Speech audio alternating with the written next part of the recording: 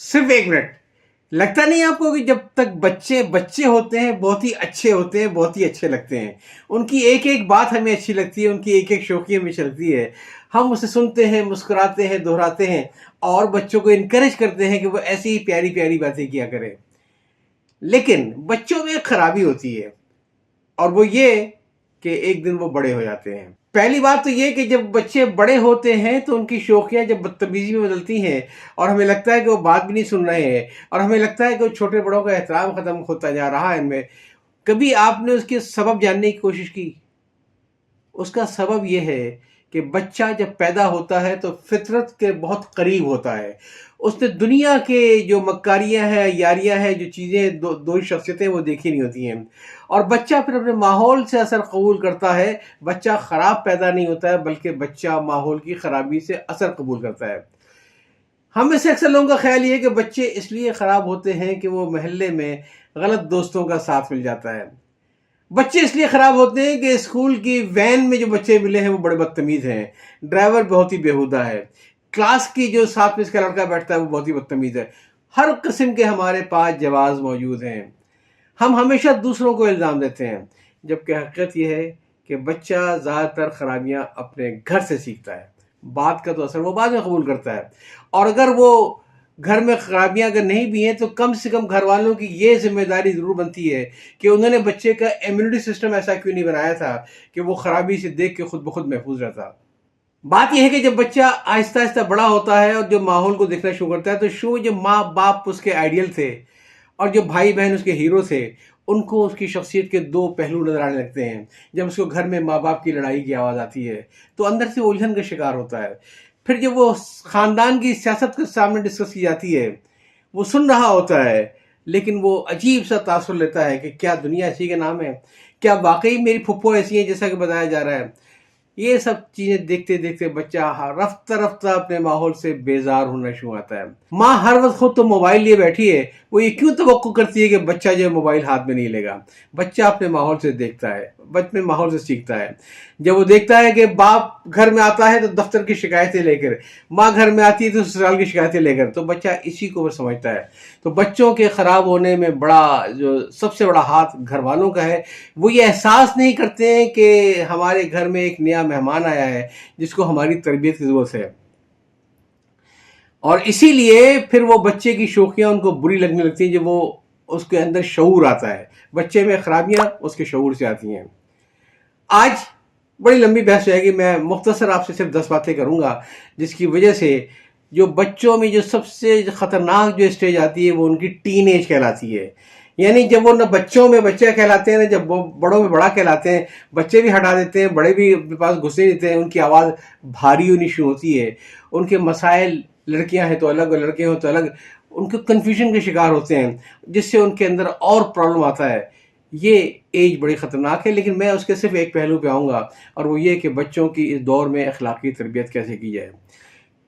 پہلی بات تو یہ کہ بچے غلطی کریں گے، کوئی بڑی بات نہیں ہے، آپ کو بات کرنی ہوگی ان سے. لیکن پہلی بات کرنے کا ماحول بنائیں. یہ نہیں کہ گھر کے اندر بھائی بہنوں کے سامنے آپ نے اس کو سمجھانا شروع کر دیا، نصیحت کرنی شروع کر دی.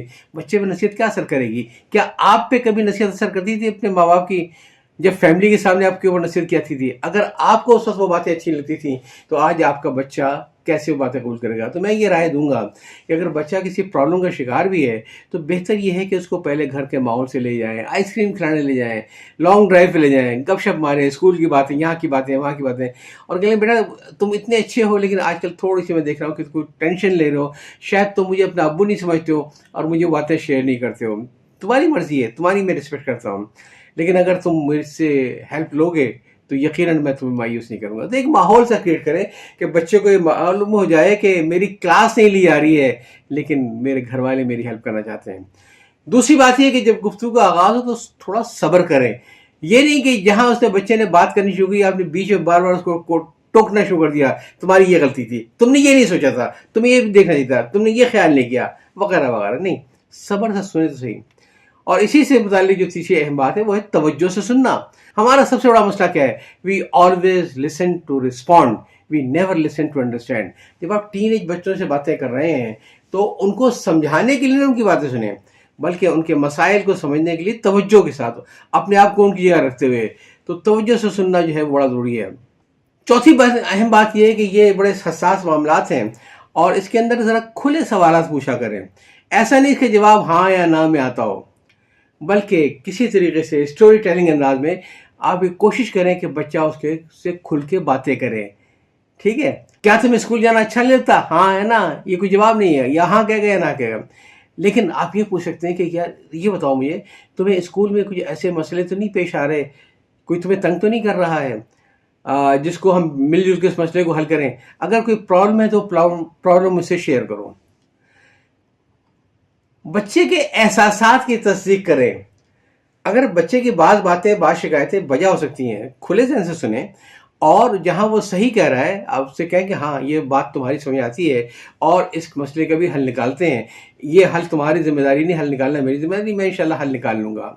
پھر چھٹی ایک بات یہ بھی ہے کہ ہمیشہ بچوں کو دستیاب رہے، یہ نہیں کہ آپ اپنے اس پہ کر رہے ہیں۔ اگر کبھی بچہ آپ پاس آتا بھی ہے کہ ابو مجھے آپ سے کچھ بات کرنی ہے، تو perhaps that is the right time کہ وہ اس موڈ میں ہے کہ آپ سے بات کرے اور اس موڈ میں ہے کہ وہ آپ کی بات سنے۔ اس وقت اگر آپ کہیں گے یار میں دفتر سے بڑا تھکا آ رہا ہوں، ابھی تو بالکل ہمت نہیں، چلو کل بات کریں گے، نہیں، اس کا تو موڈ آپ نے ختم کر دیا۔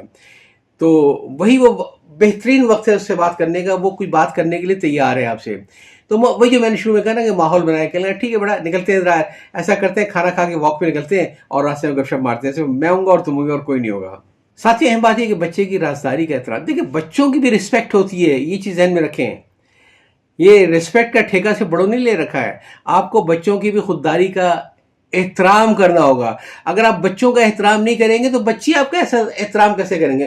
ان کو معلوم کیسے ہوگا کہ احترام وہ چیز ہے جو کی جاتی ہے؟ وہ کہتے ہیں یار میرے بزرگ میرا احترام کرتے ہیں تو میں اپنے بزرگوں کا احترام کیوں نہ کروں؟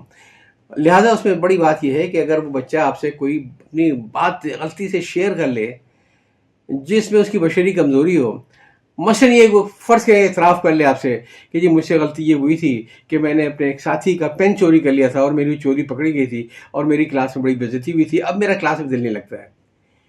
فار گاڈ سیک اس راز کو اپنے تک رکھیں۔ یہ نہیں کہ آپ بیوی سے ڈسکس کر رہے ہیں، بھائیوں سے، بہنوں سے، عجیب لڑکا ہے، پین چوری کر لیا اس نے، مجھ سے بتاتا نہیں، بچے کا آپ پر سے بھروسہ ختم ہو جائے گا۔ تو اس ساتویں بات کا ضرور خیال کریں کہ بچہ جو آپ پر اعتماد کرتے ہوئے، اپنے مسائل شیئر کرتے ہوئے اگر کوئی آپ سے راز کی بات کہہ دے تو وہ ایک شخصیت ہے، چھوٹا ضرور ہے عمر میں لیکن اس کا احترام لازم ہے، اس کی رازداری کا احترام لازم ہے۔ آٹھویں اہم بات یہ ہے کہ ایماندار بنیں۔ اگر بچہ اشارتاً آپ کی کچھ کمزوریوں کی طرف نشاندہی کرتا ہے تو ذرا غور کیجئے کہ کیا واقعی آپ میں وہ بشری کمزوری ہے یا نہیں ہے، اور اگر ہے تو اعتراف کر لیں کہ ہاں یار یہ میں انسان ہوں، فرشتہ تو نہیں ہوں نا، بھائی مجھ سے بھی غلطی ہو سکتی ہے، تم نے اچھا کیا مجھے بتا دیا، اور یہ اچھا کیا کہ اکیلے بتایا، میں انشاءاللہ تم دیکھو گے جلدی کہ میں اس چیز کو اپنی دور کروں گا، اس خرابی کو۔ میں یہ نہیں چاہوں گا کہ میرا بیٹا مجھے میری خرابیاں دیکھ کے خود بھی اس میں خرابی مبتلا ہو جائے۔ نویں اہم بات یہ ہے کہ تنقید سے بچیں۔ ہم لوگ جب بھی اس قسم کے سیشن کرتے ہیں تو کوشش یہ ہوتی ہے کہ بچوں پہ زیادہ تنقید کی جائے۔ خدا کے لیے بچوں کی پرانی غلطیوں کو بھول جائیں۔ جب آپ ان سے سیشن کر رہے ہیں تو ان کی پرانی باتوں کو لے کے نہ بیٹھ جائیں، اور یہ بات صرف بچوں کے لیے نہیں بلکہ شریک حیات کے لیے بھی ہے، دوستوں کے لیے بھی ہے، کہ اگر آپ چاہتے ہیں اچھے ماحول میں رہنا تو اپنے ساتھ اپنا بیگیج کیری نہ کریں۔ جو معاملہ ہے اس معاملے کی بات کریں، آج کی بات کریں، یہ نہیں کہیں کہ 1.5 سال پہلے فلاں شادی کے موقع پہ تم نے ایسا کیا تھا۔ وہ بچہ ہو یا آپ کا دوست ہو یا آپ کی شریک حیات ہو، کوئی سمجھے گا کہ اس نے مجھے زبانی تو کہا تھا لیکن آج تک یہ دل میں رکھ کے بیٹھا ہوا ہے، یہ مجھے معاف کرنے کو تیار نہیں ہے، نہ اس نے مجھے پہلے کبھی معاف کیا نہ آج یہ کبھی معاف کرے گا۔ اور 10ویں اور آخری بات یہ ہے کہ ذرا بچوں کی آپ حوصلہ افزائی کریں کہ صحت مند مشاغل میں وہ حصہ لیا کریں۔ اگر کرکٹ کا شوق ہے تو اسے کہ یار تم کی اچھی سی اکیڈمی کیوں نہیں جوائن کرتے؟